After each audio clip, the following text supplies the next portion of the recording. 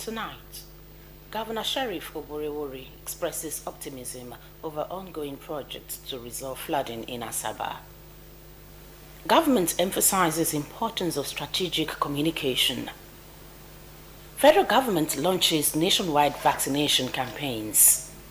In business, Dangote Group to redeploy sacked workers.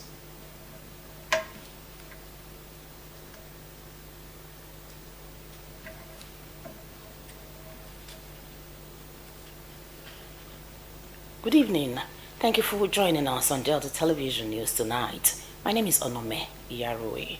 You can also follow our news online on Facebook and YouTube at Delta Broadcasting Service Asaba, or visit our website at www.dbsasaba.com. A sincere apologies for starting behind schedule. It was due to some circumstances beyond our control. The news in full. President Bola Tinubu has returned to Abuja after a 10-day working visit to Lagos, where he engaged with investors, industry leaders, and national stakeholders on key economic and governance matters. According to a statement by his special advisor on information and strategy, Mr. Bayo Onanuga, the president arrived in Lagos on September 26 after attending the coronation of His Imperial Majesty Oba Rashidi Adewolu Ladoja, the 44th Olubadan of Ibadan land in Ibadan. While in Lagos, President Tinubu met with major investors including Mr. Bayo Ogunleshi, Chief Executive Officer of Global Infrastructure Partners, and Mr. Hakim Bello Sagie, former chairman of United Bank for Africa and Etisalat, and now chairman of Metis Capital Partners. The discussions, according to the presidency, focused on deepening private sector partnerships and boosting investor confidence in Nigeria's economy. The president also received the Secretary General of the International Maritime Organization, IMO, Mr. Asiano Dominguez, alongside the Minister of Marine and Blue Economy, Mr. Adeboyega Oyetola, and other key stakeholders in the maritime sector. He reaffirmed his administration's resolve to position the maritime industry as a viable alternative source of national revenue beyond fossil energy.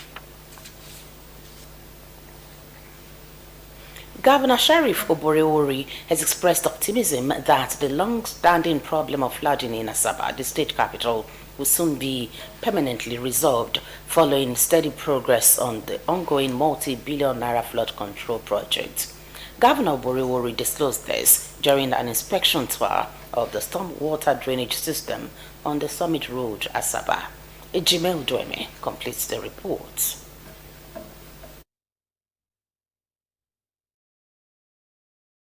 Speaking with journalists after the inspection, Governor Oborevwori said the project, measuring approximately 6 kilometers in total length, was designed to channel floodwater from the ShopRite axis of Okpanam Road and the interval Ogagifo area directly into the Amilimocha River. He said the only way to permanently solve the flooding challenge in the area was to take the water straight to the river. According to him, the flood control project has 2.4 by 2.4 meter concrete drains at critical sections built to handle the high volume of stormwater that overwhelms the capital city during the rainy season. He noted that the portions of the drainage system already completed have significantly improved the flow of stormwater, leading to a marked reduction in flooding during the current rainy season. The people, the residents of Asaba, are very happy. Because if you be in this state for 10 years, and what they suffered in 2015, and looking at the state now, people are happy. Governor Oborevwori revealed that the contractor has assured him that the entire stormwater project will be completed ahead of schedule, with drainage works expected to be completed by the end of 2025 and asphalt overlay works set to begin early next year. The contractor has promised that we'll finish on or before the scheduled date. First quarter of next year, we will start to do all the asphalt work around their hand. He also disclosed that the state has already released 40% of the contract sum to ensure unhindered progress, emphasizing that government was not owing the contractor. He commended the cooperation of residents and businesses affected by the ongoing construction, saying the people were excited that government was finally addressing a problem that had plagued them for decades. Governor Borewori reaffirmed his administration's commitment to sustainable urban infrastructure, environmental safety, and people-oriented development. Residents and business owners along the project corridor, visibly elated by the governor's visit, expressed appreciation for the state government's commitment to ending the yearly nightmare of flooding that has long disrupted economic and social life in Asaba. With visible progress on site and full government funding in place, the Summit Road and Melimocha Stream Flood Control Project is widely expected to deliver lasting relief to the people of Asaba and turning one of Delta's most flood-prone zones into a model of modern urban resilience. Ejime Uduime reporting. The state's governor, the Right Honorable Sheriff Oborewori, has emphasized the importance of strategic communication and responsible media engagement in driving development and social cohesion. Henry Usiayo reports. Addressing participants, Governor Oborewori described the theme of this year's workshop, Strategic Communication in the Digital Age, Leveraging Artificial Intelligence for Effective Leadership, as both timely and relevant. Represented by the Commissioner for Works, Rural Roads and Public Information, Mr. Charles Anyago, the governor said the rise of digital platforms and artificial intelligence has reshaped governance and public communication, making it necessary for government officials and media practitioners to embrace innovation and sharpen their communication skills. He commended the organizer for sustaining the workshop. Embrace innovation and utilize these modern tools to effectively project the progress of our estate. Nation building, ladies and gentlemen, requires more than policies and infrastructure. It thrives on peace and development communication. In his address, the State Coordinator and Director General, Delta State Orientation and Communication Bureau, and convener of the workshop, Dr. Fred Olanesiwe, said that since its inception, the Delta State Strategic Communication Workshop, popularly known as ZECOM, has remained a flagship program of the state government designed to equip media practitioners and communication partners with the requisite skills to effectively communicate the government's policies and programs to the public. This year's theme, Strategic Communication in the Digital Age, Leveraging Artificial Intelligence for Effective Leadership, is particularly relevant in today's fast-paced digital landscape. As communicators, we must stay ahead of the curve and harness the power of AI and digital tools to drive our narratives and shape public opinion. There were good messages by the Speaker of the State House of Assembly, the Right Honorable Emomotimi Guo, represented by the leader, Honorable Emeka Nwobi, Chief Advisor to the State Governor, Chief Igoyota Amori, among others, who emphasized the need for leaders and communicators to embrace artificial intelligence and digital tools for more effective governance and citizen engagement. To some, AI might seem like a distant, complex force, but I urge us all to see it for what it is. The most powerful set of digital tools ever placed in the hands of leaders. I believe it's not people too old to learn. Particularly, I look at the AI aspect of today's event. We have what it is, and it's the same hope that I'm having that those of you who are here are going to key into the digitization process. We will continue to open our books through accessible reports and dashboards to citizens, so citizens can access fast and figures without needing a degree in accounting. Participants described the theme of the workshop as apt, especially with the evolving era of artificial intelligence. As a leader, it's important that you are vast, is to ensure that we harness the tool of the AI. It's a great one, and it's going to be a great blessing to all of us. The 3-day DACON workshop brought together communication experts, public officers, and media practitioners to discuss ways of improving information management and leadership in the digital era. Henry Usiayu reporting. The state peace-building team has met with stakeholders from Mosoga Kingdom in Ethiopia West local government area over the protracted land boundary dispute involving the Ifole land, which has been a source of contention between the Mosoga people and the Mene family of the Shekiri ethnic group. Henry Unogwa reports. The Special Advisor to the State Governor on Peace Building and Conflict Resolution, Chief Edwin Uzo, said the intervention followed a series of petitions submitted by the Mene family against the people of Mosoga. Chief Uzo disclosed that the state government had mandated the peace building team to investigate the matter with the aim of finding a lasting solution, stressing the importance of dialogue and mutual understanding, and urging the people of Mosoga to remain calm and cooperate fully as the process unfolded. He added that the government was committed to ensuring peace across all communities, adding that the Mene family will soon be invited to hear their side, and thereafter convene a dialogue between both parties to ensure a peaceful resolution. We met with the Mosoga people. We've heard from them. They've told us their own part. The issue in contention has to do with Ifole land, which is an island, and the Bare land. There have been a serious contention. Even over 60 years, they have been going from one court to another till now. We've heard from them. We told them to go home and continue to maintain peace of the area till we hear from the other party. Speaking on behalf of the Mosoga people, the legal practitioner, Mr. Ochuko Akpobasa, gave a brief historical background of the dispute, saying though the Mene family had been settlers in Mosoga, all settlers have since been evacuated by the owners of the land.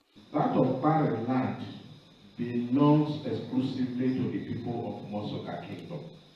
Sometime around 2014-2015, Mosoga people noticed encroachment on that of Bare land by members of the Mene Okotie family. The Mosoga people tried as much as they could to ensure that they maintain peace. Some elders of the community corroborated the claim, saying the land historically belonged to the people of Mosoga. They enter in, they meet a Rakotubo and beg for land to farm. That was what brought them to that place. So now, from there, the Rakotubo saw a Mene younger sister and married a Mene younger sister. So it's like they just live together there, like an in-law, and our daughter to farm in the place. So they rest on our daughter to farm in the place. Mr. Bobasa begged the government's swift intervention to prevent the situation from escalating, while pledging the people's commitment to peace and lawful resolution of the dispute. Henry Onogwa reporting.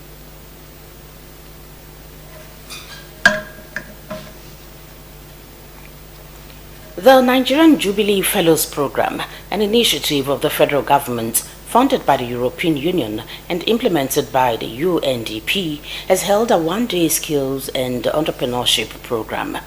The program, which held in Asaba, featured different innovations with a Start Innovation Hub of talent management company engaged by the UNDP to manage the program in the South-South region, exposing participants to modern trends in entrepreneurship.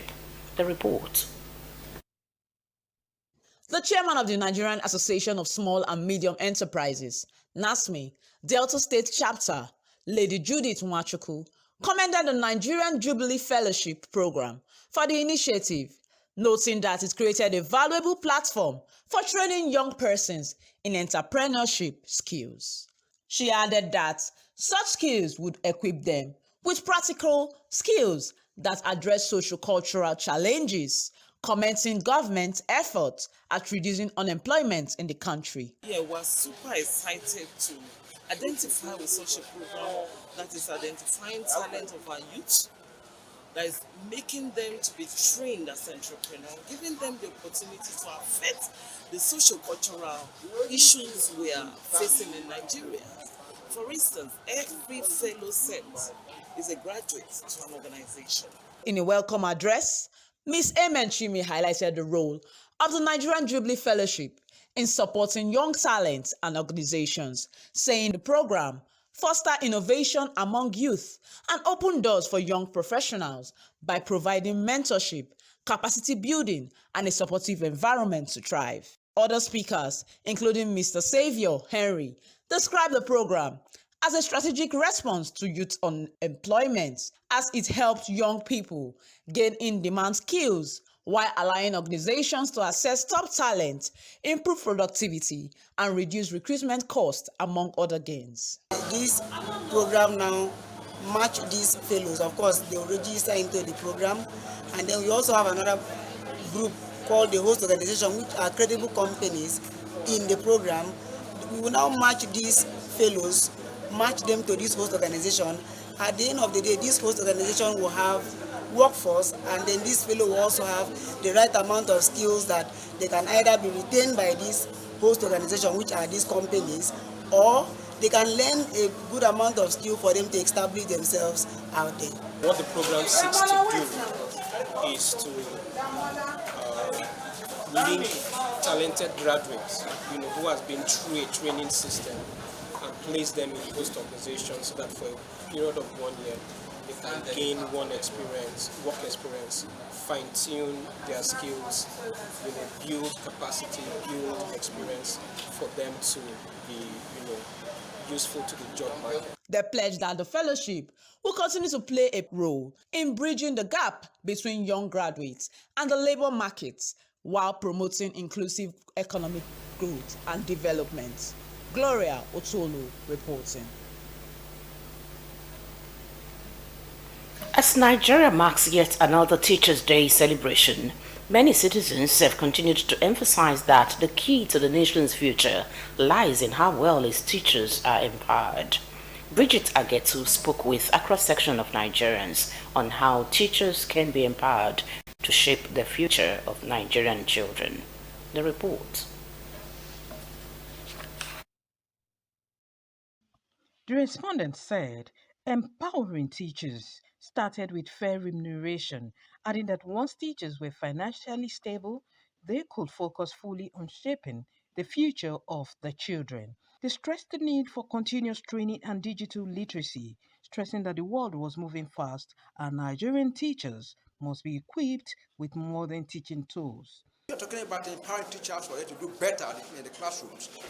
Basically, should be talking about enhancing their skill through training and retraining. I think when the government invests into establishing a world-class tech lab in all our secondaries and primary schools, it's going to enable the teachers to impact tech awareness into our kids. But I also think they also need to be properly paid as well, because if you properly pay, you will not be distracted with many other things and you focus more on how to help the children to learn. Other respondents urge government and the private sectors to collaborate in upgrading school facilities, noting that our teachers could only do little if classrooms were overcrowded and materials were lacking. Others in the education sector advocated empowering teachers towards giving them a voice in policy making, adding that most education policies in Nigeria were made without consulting teachers. Teachers need to understand how to use digital tools to be able to enhance their work, right? So they need more training, they need to be able to cover that gap. That is the only way they'll be able to know the right tools to use, which will help them or enable their jobs better, but they need to know the right tools to use. Policies of government, generally speaking, has not been favorable to teachers.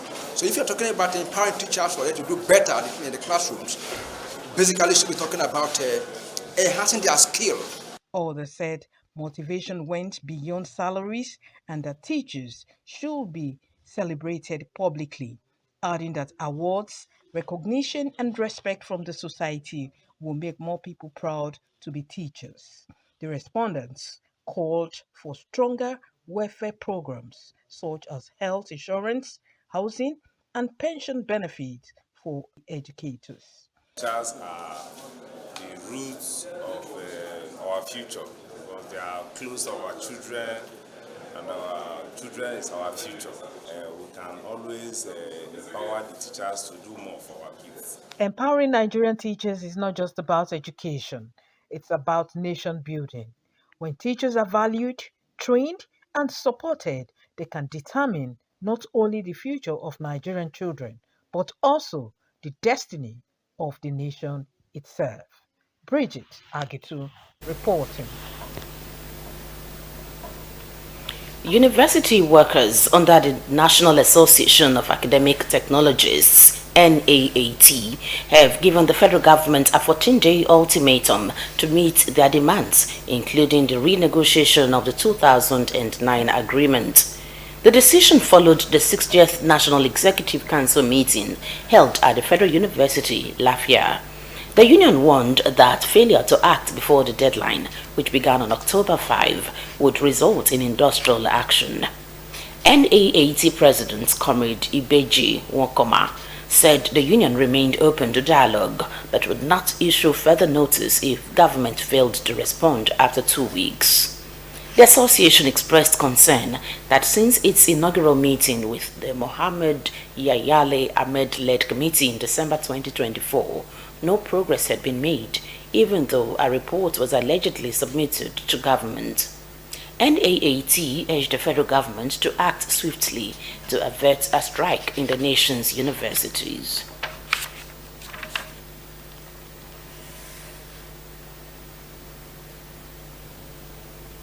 The federal government has launched a nationwide campaign for measles, polio, and human papillomavirus HPV vaccination alongside interventions for neglected tropical diseases. The initiative was unveiled at the State House Banquet Hall in Abuja, aimed at eliminating measles in Nigeria by 2030. The campaign focuses on strengthening routine immunization, improving surveillance and outbreak response, and integrating measles and rubella initiatives into primary health care using innovative vaccine delivery methods. Health authorities said about 16 million children will be vaccinated nationwide, targeting those aged 9 to 14 with measles, rubella vaccines to reduce child mortality and prevent vaccine-preventable diseases. The event was attended by key dignitaries, including the Sultan of Sokoto, His Eminence Saad Abubakar, the Oni of Ife, Obadeye Ogunwusi, and CAN President Dr. Mr. Daniel Oko. Development partners also pledged continued support for Nigeria's immunization efforts.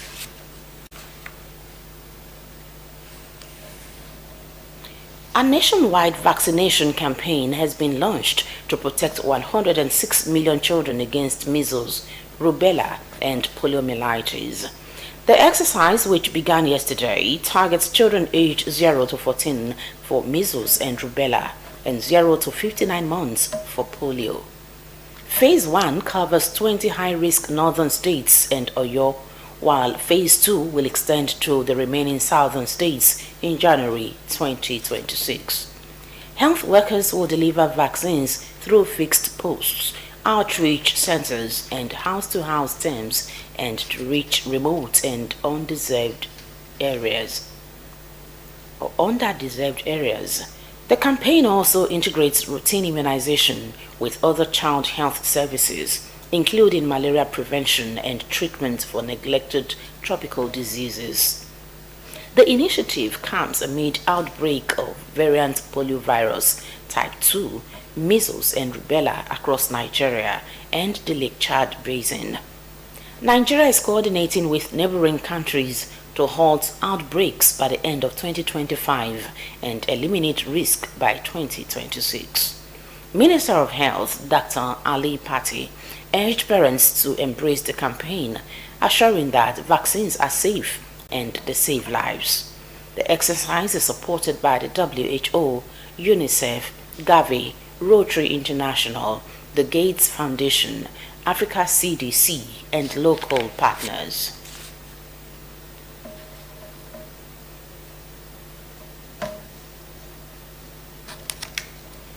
federal government has launched a new agricultural curriculum framework to modernize agricultural education, create jobs, and strengthen food security. The reform, developed by the Ministries of Education and Agriculture, aligns with President Bola Tinubu's renewed hope agenda for a technology-driven sector. Minister of Education, Dr. Latunji Alausa, said the move would reposition agriculture as a pillar of national development. He decried the decline in enrollment into agricultural courses, noting that nearly half of admission slots in 2024 were left unfilled. Dr. Alausa explained that the new curriculum would equip students for opportunities in special agricultural processing and production zones being established nationwide, citing the Benin Republic's cotton processing model as a blueprint for boosting exports and youth employment. Minister of State for Agriculture, Senator Aliyu Abdullahi, added that the overhaul was vital for Nigeria's food sovereignty, adding that the framework would drive technological and vocational training in agriculture and align education with global best practices.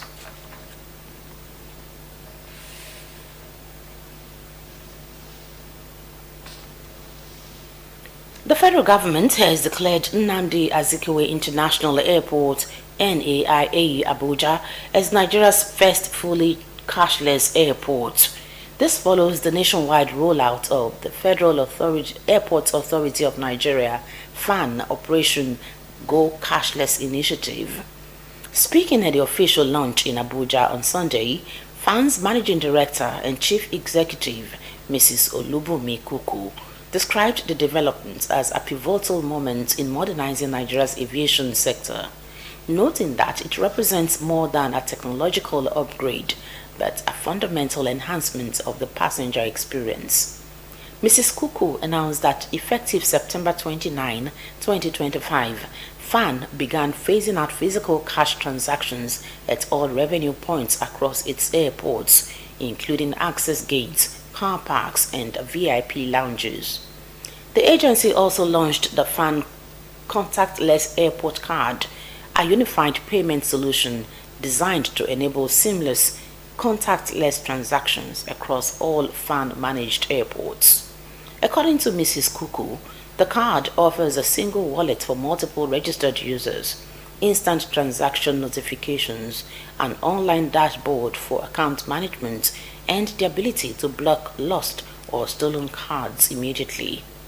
Mrs. Kuku emphasized that the cashless operation will strengthen financial accountability, ensure traceable transactions, and align Nigeria's aviation system with global standards. She also lauded President Bola Tinubu and the Minister of Aviation Festus Keyamo for their unwavering support towards achieving a transparent and technologically advanced aviation sector.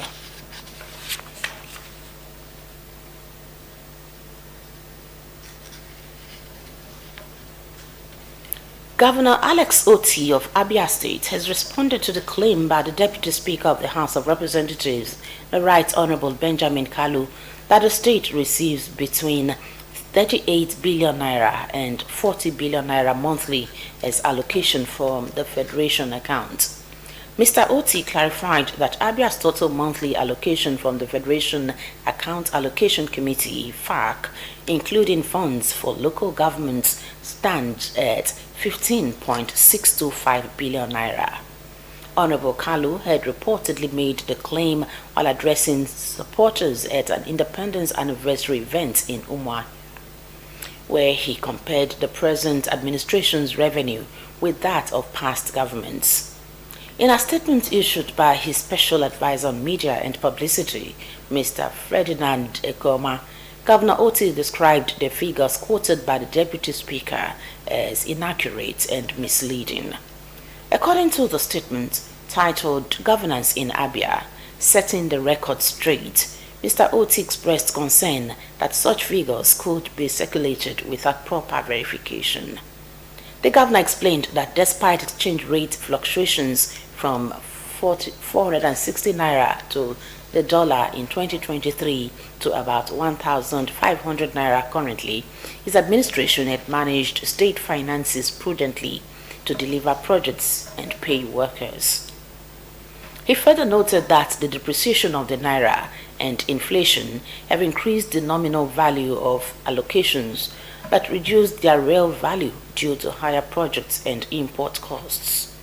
Governor Oti also highlighted that his administration raised the minimum wage for the state workers from 30,000 naira to 70,000 naira, while expanding the state workforce through the recruitment of over 5,000 teachers and additional health personnel. Mr. Oti reiterated that his administration remains focused on transparency, fiscal discipline, and inclusive governance, urging political leaders to base public discussions on verified facts. He emphasized that his government welcomes constructive criticism but cautioned against spreading misinformation capable of misleading the public.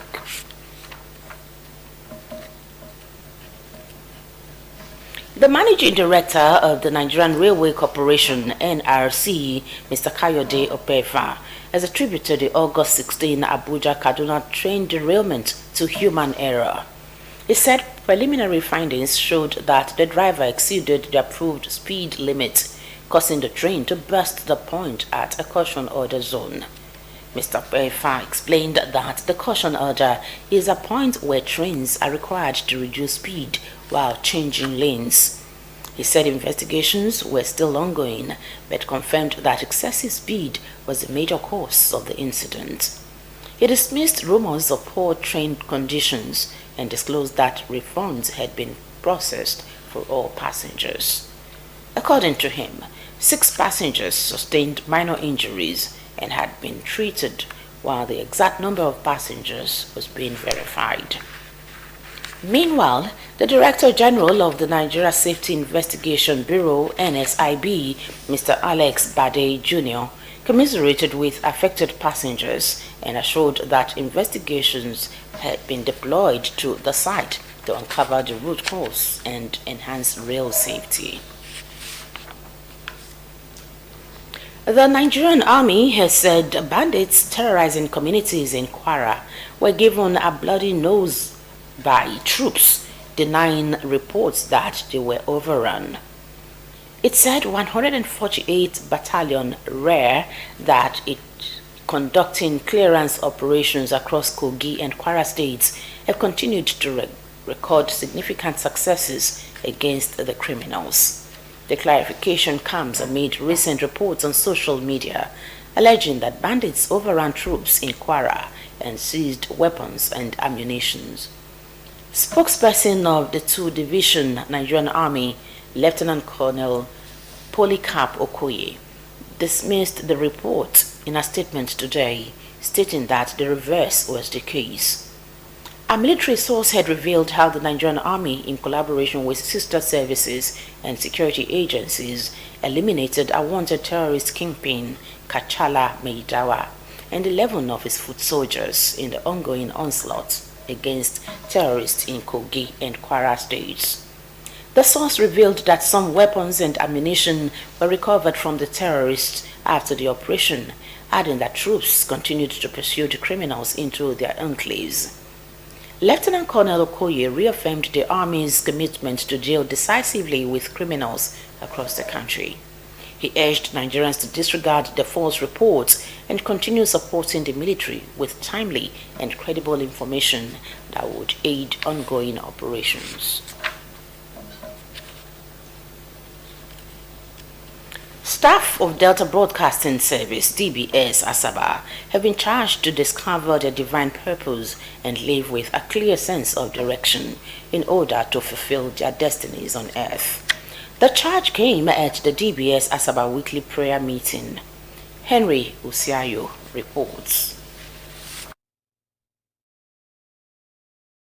In a message titled, "Who Are You?", drawn from the book of John chapter 1, verses 9 to 23, Pastor Christian David of the Mountain of Fire and Miracles Ministry drew reference from John the Baptist, who understood his identity and mission, and the voice of one crying in the wilderness, Pastor David emphasized that every individual must seek to understand why God created them, as living without purpose amounted to living without direction, urging all to constantly ask themselves questions towards self-examination. The cleric urged believers to search the scriptures diligently, citing Luke chapter 4, verse 16 to 18, where Jesus Christ explained his purpose through the word.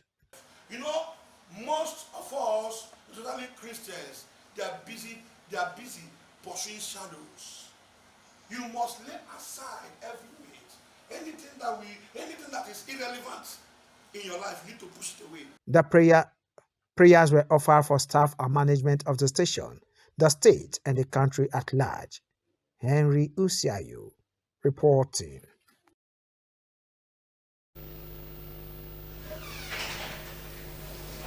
Oral interview for officers on salary grade levels 05 to 10 in the state civil service who are due for promotion on January 1, 2026 will hold on Monday, October 13.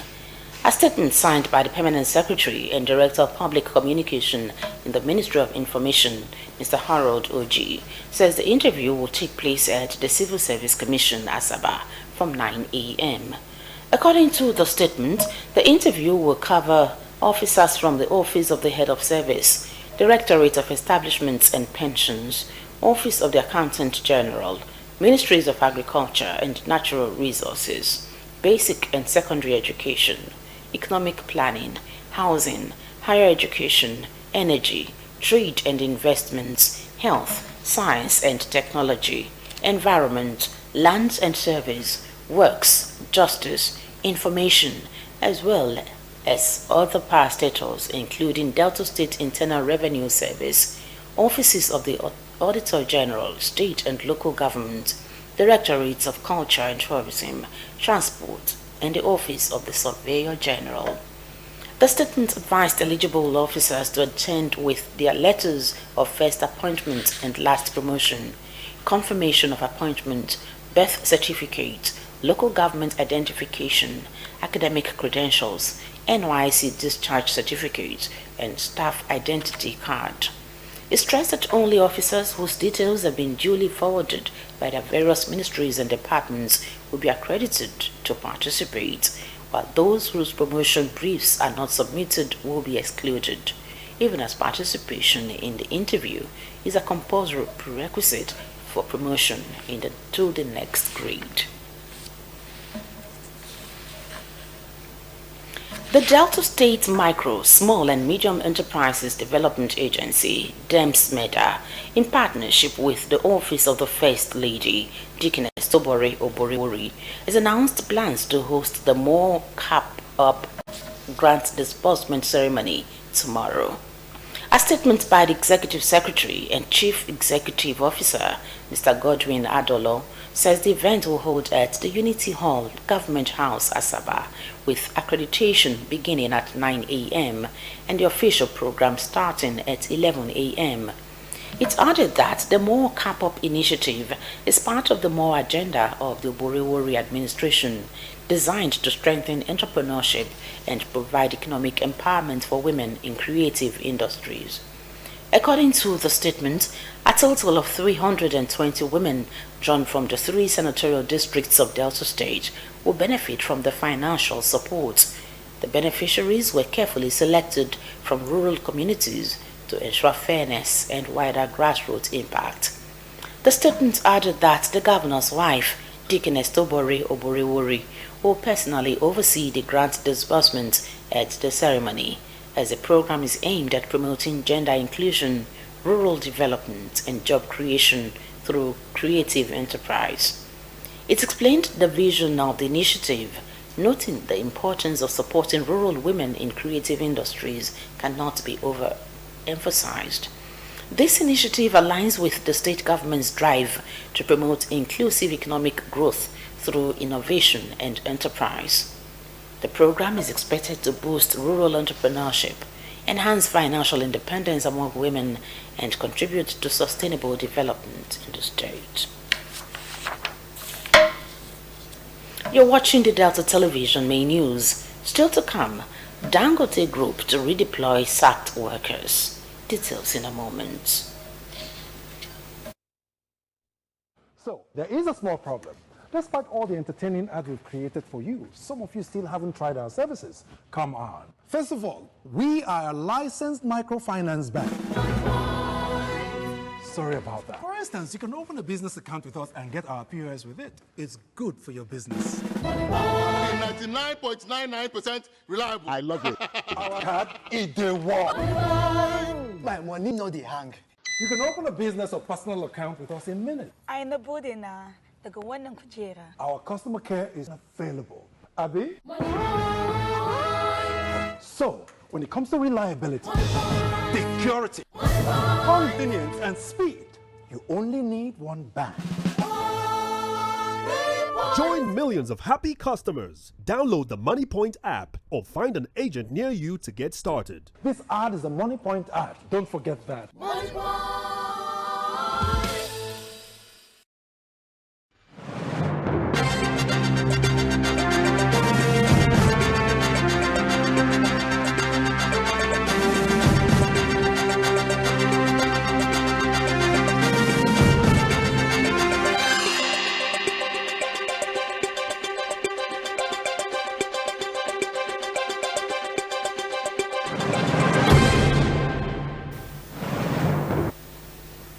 You're watching the Delta Television main news. Let's now join our business news desk for happenings in the business sector and the economy. Dangote Group has said it will redeploy refinery engineers recently disengaged for joining the Petroleum and Natural Gas Senior Staff Association of Nigeria, PENGASIN, to its cement and sugar plants, while fresh recruits will be engaged to fill their positions. Some of the affected staff may also be posted to the group's operations abroad. The development follows a 3-day strike by oil and gas workers after reports that about 800 refinery staff were laid off. The federal government intervened, directing Dangote to redeploy rather than dismiss the workers to restore peace in the sector. The company's source explained that while Dangote had no problem with staff joining unions, the management would not condone sabotage. Some of the sacked engineers were accused of leaking sensitive information, despite being among those trained overseas to help build the refinery. The price of cooking gas has remained high across Lagos, Ogun, and Southwest states despite the suspension of the PENGASIN strike. Consumers lamented paying between 1,300 naira and 1,600 naira per kilogram, up from less than 1,000 naira before the strike, with many gas stations running out of stock and long queues recorded at the fuel selling outlets. The National Association of Liquefied Petroleum Gas Marketers attributed the scarcity to maintenance works at the Dangote facility and the recent strike, noting that supply is gradually resuming. The association confirmed that Dangote has begun issuing pro forma invoices and trucking products, a move expected to ease supply pressure.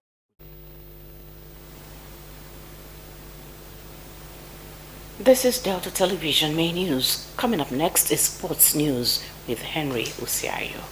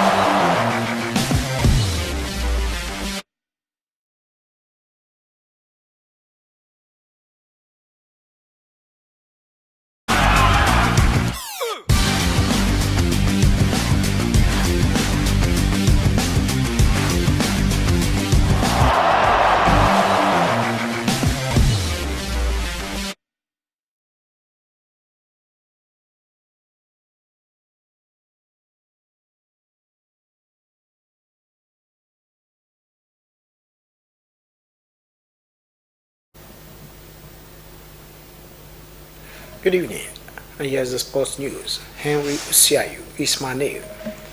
In our 10th Group F finale at the 2025 FIFA Under-20 World Cup, Nigeria's Fly Eagles secured progression to the knockout stage with a gritty 1-1 draw against Colombia early this morning, thanks to a coolly converted 86th-minute penalty by captain Daniel Bameyi. The South Americans struck first in the 51st minute through Kenna Gonzalez, forcing Nigeria to chase the game for much of the second half. Colombia controlled play, probing Nigeria's defense and looking likely to take all 3 points. But as desperation set in, the Eagles earned a spot kick and Bameyi placed it beyond the keeper to salvage a result. That point proved enough. Nigeria now advanced to face tournament heavyweights Argentina, while Colombia, unbeaten in the group, proceed as group leaders. From the get-go, both sides balanced attack and caution. Aware was at stake. The breakthrough came early in the second half when Gonzalez capitalized on a lapse in concentration to slot home. Nigeria's Storm pressed forward with urgency but struggled to find rhythm. As the minutes tickled into stoppage time, tension tripled through the lineups. Then the penalty decision came and Bameyi delivered under pressure. Amid wild celebrations, Nigeria's bench and traveling fans leapt to their feet. The Eagles' determination rewarded. The result places Nigeria comfortably in the knockout rounds despite a slow start to the campaign. Their next test is Argentina.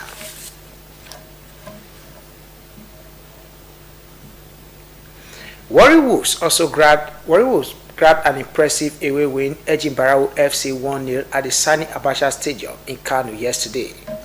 The Seasiders, who suffered a consecutive defeat that led to the suspension of head coach Aluma Napoleon, showed great determination to record their second away win of the season.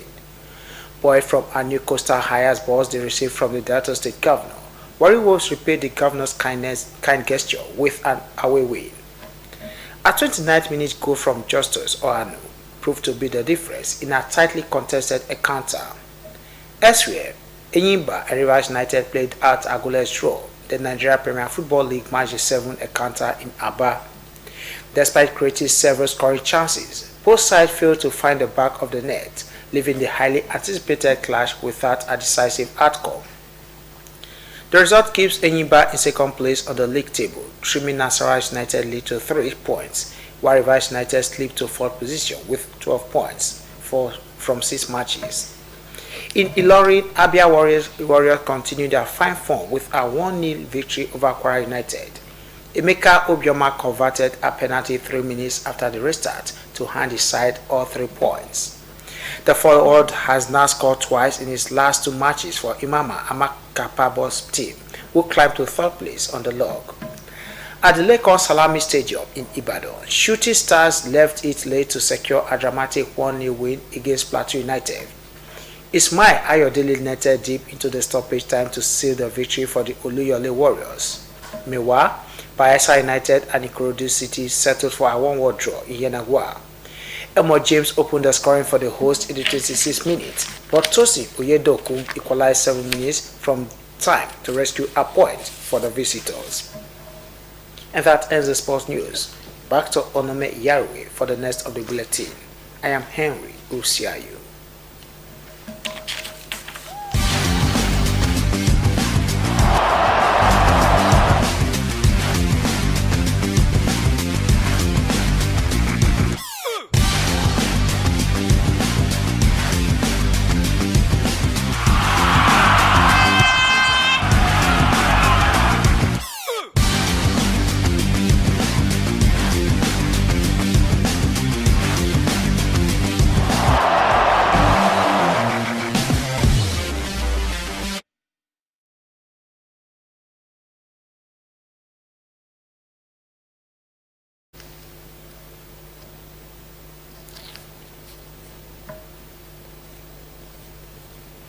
Sports News wraps up our bulletin for tonight. Before we go, here is the thought.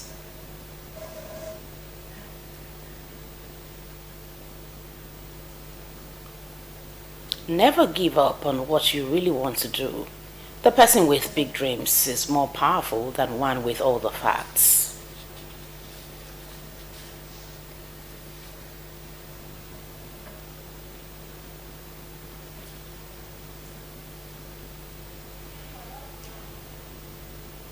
A look at the highlights before we wrap up the news.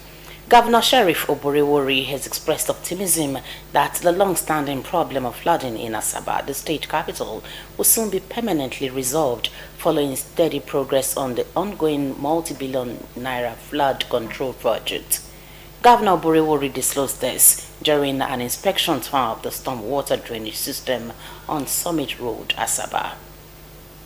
The state governor, the Right Honorable Sheriff Oborevwori, has emphasized the importance of strategic communication and responsible media engagement in driving development and social cohesion. The federal government has launched a nationwide campaign for measles, polio, and human papillomavirus HPV vaccination, alongside interventions for neglected tropical diseases. And the Dangote Group says it will redeploy refinery engineers recently disengaged for joining the Petroleum and Natural Gas Senior Association of Nigeria, PENGASAN, to its cement and sugar plants, while fresh recruits will be engaged to fill their positions. Some of the affected staff may also be posted to the group's operations abroad. That ends Delta Television Main News. You can also watch us online on Facebook and YouTube at Delta Broadcasting Service Asaba. Visit our website on www.dbsasaba.com. Thank you so much for watching. Onome Iyarowe is my name. Do have a beautiful night rest.